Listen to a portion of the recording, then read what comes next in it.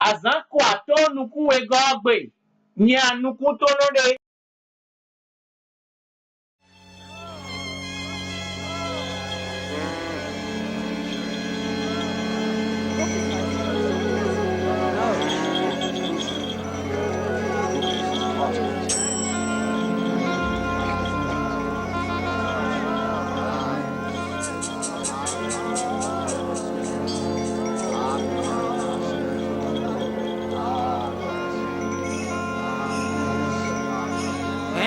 Este carro jíjẹ. Jésus Nazareth nous a ouvert au dédé waïwe.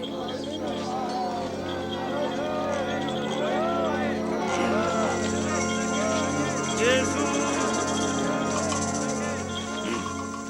Jésus.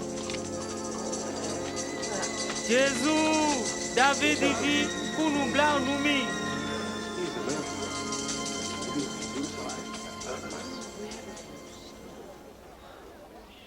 Ani ajilo numa wanwe.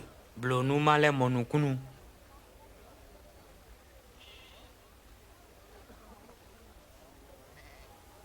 Dion bokpon.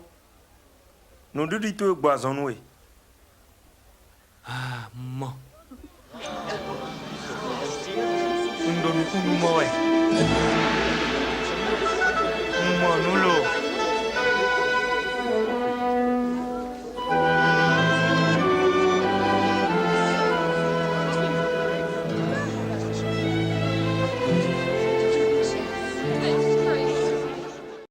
Nou te mbara Jesu ni blonumi.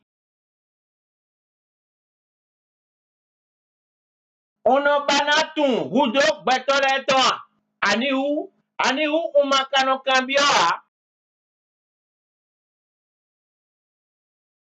Ne uno ya uze hudo betoleto kule maubo.